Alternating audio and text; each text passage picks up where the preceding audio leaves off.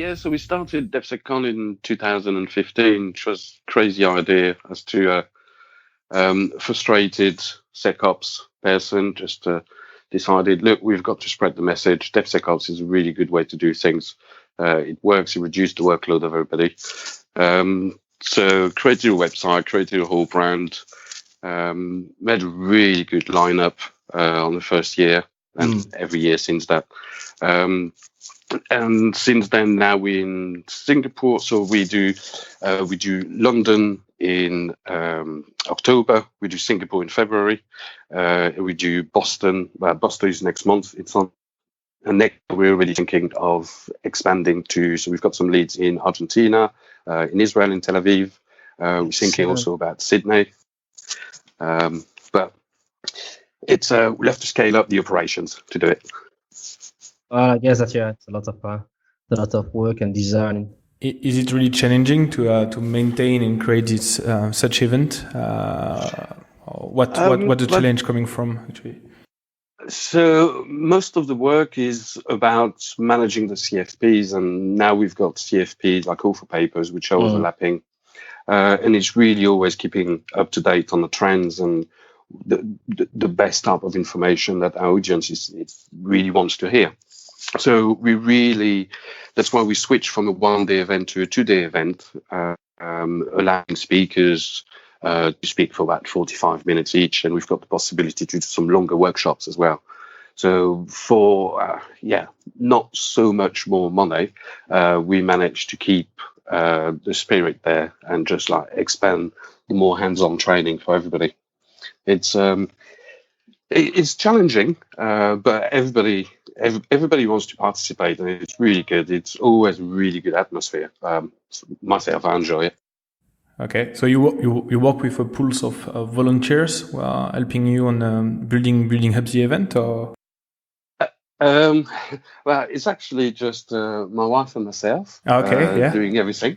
Yeah. So for business communications and marketing. Yeah, it's a family business, okay. And luckily in each of the locations we've got some really good supporters. So we're speaking earlier about Istvan, which we both know. We've got some great guys like Rob Davis, which are helping also in London, and in Singapore we've got two amazing guys, Suman Surav and Stefan Schreisbeer, that are really helping us to shape up the event. In Boston, we've got Steven Sadowski, we've got Rob Davis over there, we've got technical manager from Harvard. So it's really based on the supporters. It's not like one of those really huge events like Blackouts and DEF CON, unfortunately. We'll get there. But as I said, we're going to need more people to help us. Yeah, that's great, actually. So for people who are not, used to talk about what's really DevOps and SecOps, can you just explain a bit? So DevSecOps, DevSecOps basically it's the fact of integrating all the various challenges that we face in security. And it's shifting security to the left of the development lifecycle. So it's really taking into consideration and taking advantage of the DevOps methodology in companies to implement an iterative security testing processes inside the pipeline. So what you really do is you at each stage of software building process, you've got security which is embedded, making it transparent, making it easy as possible to understand, and really removing the shadow IT security that security has created and been fighting against. So it's really let security folks concentrate on security problems and let the ops guys run the security tooling. And it's also about making security everybody's responsibility. So from the CEO down to the analyst or everybody which is monitoring system, everybody needs to be aware of security. It's not only from an automation, from testing point of view, but also from a mentality, from a security awareness, building up some security champions to help. You can't have one security person for each employee. You need to actually spread the word. You need to spread your knowledge by giving this knowledge. So it's really changing the way we do security. Security stopping being its own echo chamber, and really trying to help the overall business just to be a bit more streamlined and secure. And as we all know, a more secure product is much easier to sell. So that's everybody wins. What would be? I mean, sorry, just a question on that one. I mean, you're always talking about educating the company and the sector across the board. From top management to people who are just starting from a pure business point of view into the system. You got some kind of milestone, sometimes of some type of a simple kind of target and platform that you should implement just to make sure that this education process is really concrete rather than only waffle and jargon, which is often the case at the moment. Yes, so you've got some great ways to do that. So first, we've got some really great tools, as in regulations, for example. So the GDPR is just really helping everybody in security. It's really every company. It's 25th of May 2018, if I remember well. That's the right one. And I only say that because I've seen a poster the other day on Twitter.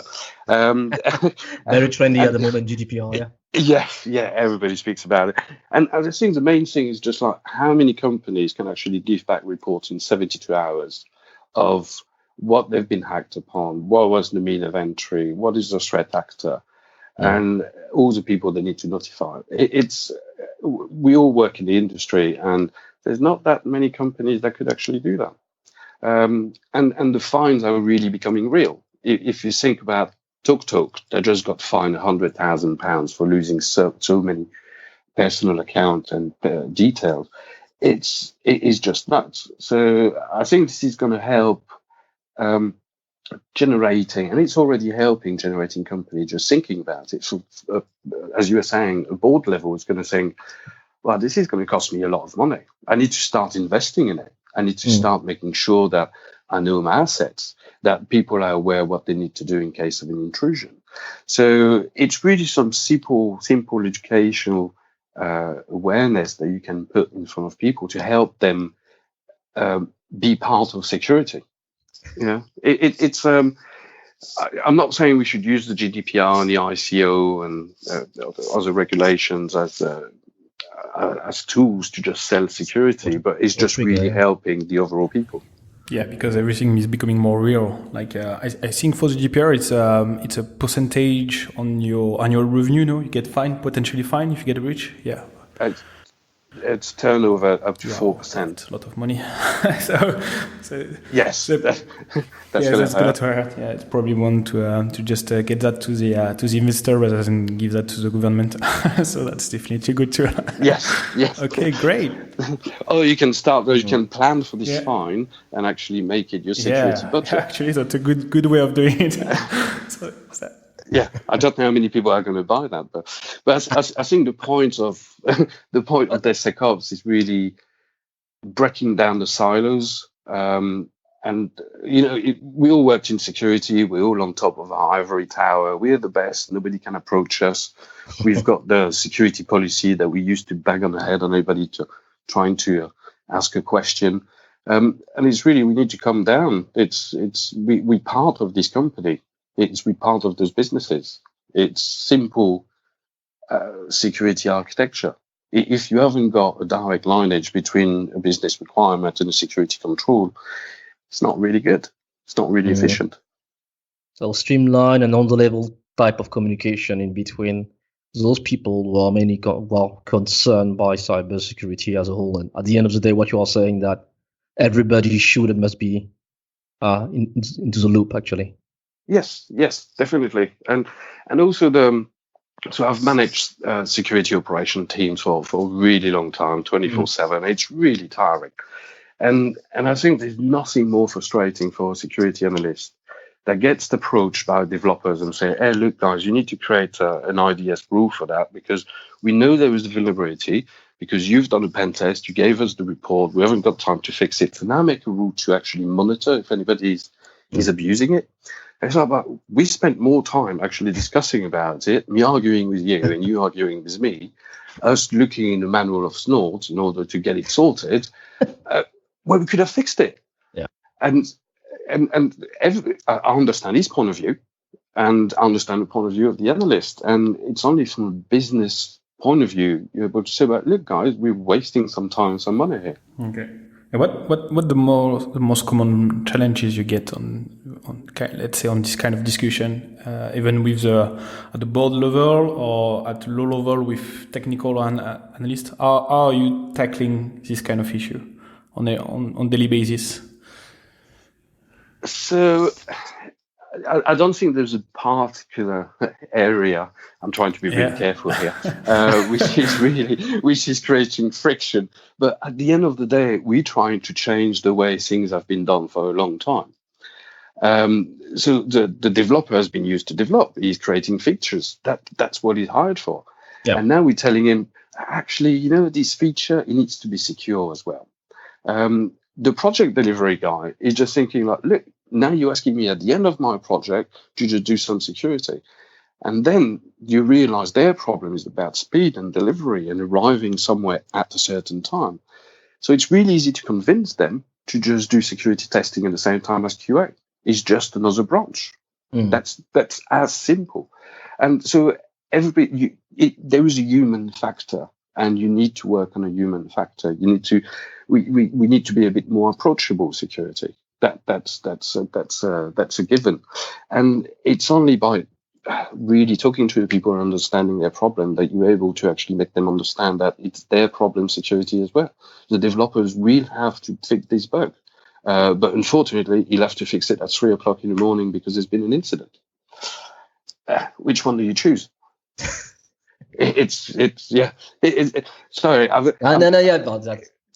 It's put it out there, to be honest. We're not here to be annoying in security. We're just really here. We've been here to protect the crown jewels, and we're trying to do it. And now I think with movements like DevSecOps, where we're trying to not be our own echo chamber, it's much better. And I think, for example, the crowd in DevSecCon is really enthusiastic about this. You've got half DevOps, half security, and the guys are talking to each other. They're not arguing like they will argue normally on the open space at work. And so there is something we can do to bring people together.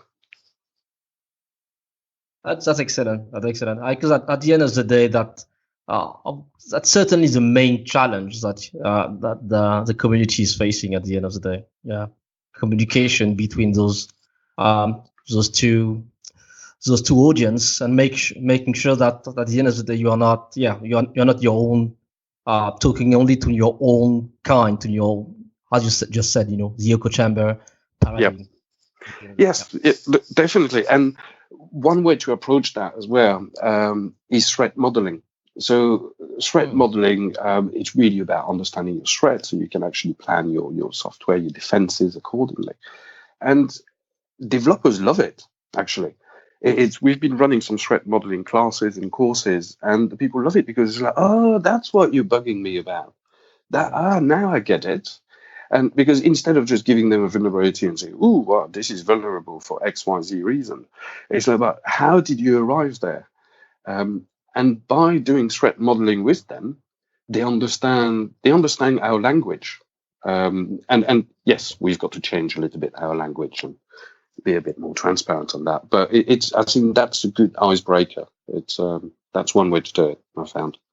Is there a kind of cultural type of fundamental differences between because you are in London, you are in North America, you are in Asia now via Singapore?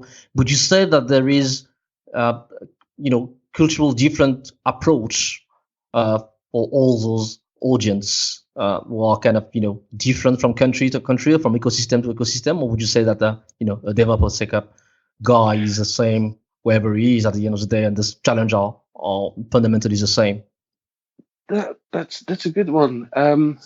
I haven't seen fundamental difference between people. I've been traveling all around the world for the past 25 years, so it's everybody is the same for me.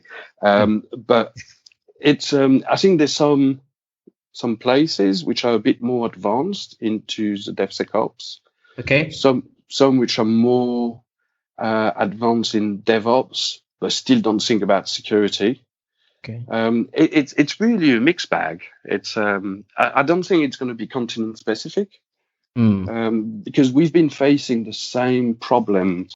Not facing the same problems, but talking about the same problems with the audience, the topics, and they've got those concerns. It's some countries it's a bit different. So if I take the example of Singapore, we had GovTech, which is the government technical arm. Part of ARMO, which was one of our sponsors, and they made a wonderful talk about how they're going all digital. It's a wonderful place, Singapore. They're going all digital, but they're facing all those security problems. So they're interested, they're completely open about it, and they're hiring the best minds to come up with the solutions in order to support the city-state. It's quite fascinating. Do you think the government is driving a lot of this change right now, or is it just the community is driving it? You're talking about the French government? No, in general, if it's the government is driving it in general, or if you think is like, for example, in UK, because they got this the different area who are just pushing forward the security landscape. It's because the government took a decision a few years ago to just push that a lot to get to growth in awareness for security and this kind of stuff, or do you think it's just the community is doing the job for the government? So the communities are really important, and we can see lots of DevSecOps meetups popping up all around. But also, if we're talking about Singapore, if you think like in the past 60 years what happened to this country is just amazing. And that has been solely driven by the government. And the government has really been helping to giving to the population in order to create this super city. London as well, there's been a really big push. So lots of guys working in NHS and HMRC, and they're really trying to change everything. It's been a bit, again, no offense to anybody, it may be a bit lacking behind. But I've spent 17 years in the UK and I've got nothing to complain about. I can't comment about the French system and French government. I actually just came back in France 3-4 months ago, and I have to say I just don't understand anything of how it works. So maybe we'll have to meet up, guys, and you have to explain me how it works, because I'm just completely lost. For the US, funny enough, we've got our keynote, Kevin Green, who is the manager of innovation at the Department of Homeland Security, and they're really driving a change over there towards DevSecOps. And we can see much more openness towards open source communities. I think it's all a bit changing slowly, as in people are just reverting back and saying, well, yes, we can use open source. We can put some security controls around it. You've got plenty of companies that are trying to do that. So I think it's going to be driven by communities, but if the government is helping, that's always a bonus. Okay, cool. I think that's pretty everything from my side. I just have a question, because unfortunately we didn't catch that on record. So can you tell me a bit about how you start the event and what the story behind starting your event? Actually, I'm really interested by that. So I started. Okay, so the event started in 2015, because the past 4 or 5 years before that, so no, I think from 2009, been really working onto automating myself out of a job.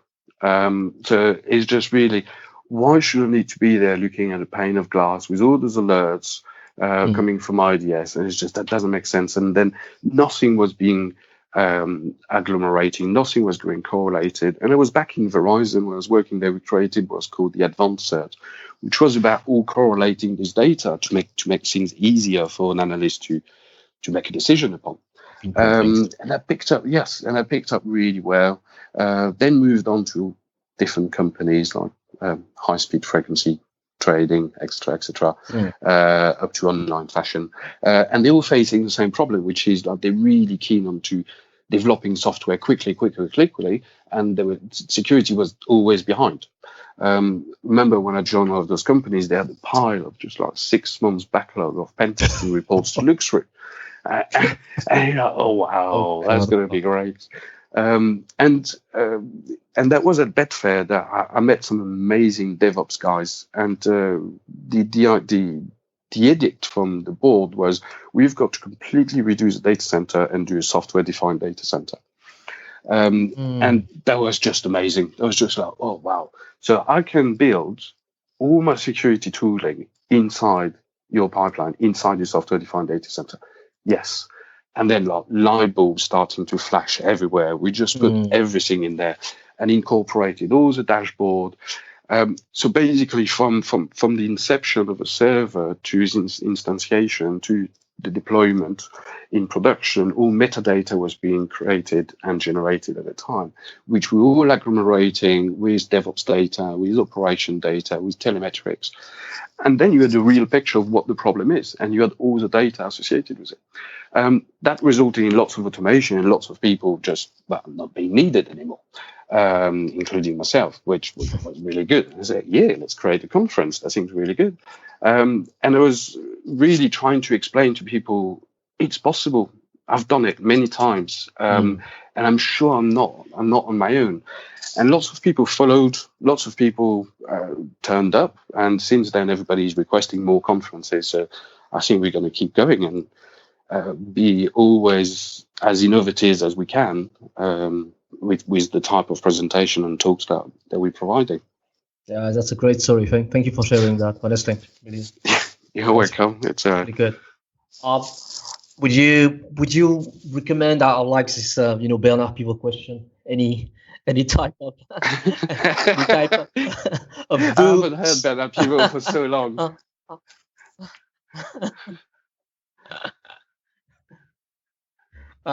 Any books that you would recommend on this topic or any topics actually that you would find kind of relevant for the industry and for the community as a whole? I've got a pile of books actually, but I'm just a bit late. Yeah. It just but it's quite funny as well because in February, just before Singapore, we decided to quit the UK and we basically sold our flat, everything, and we're now traveling around Europe in 1981 VWT3. So it's always challenging into like having the minimum type of things, and I can't find my books as usual. No, but it's, I think the book that I've been reading at the moment, it's called The 4-Hour Week, 4-Hour Work Week. It's not really about efficiency.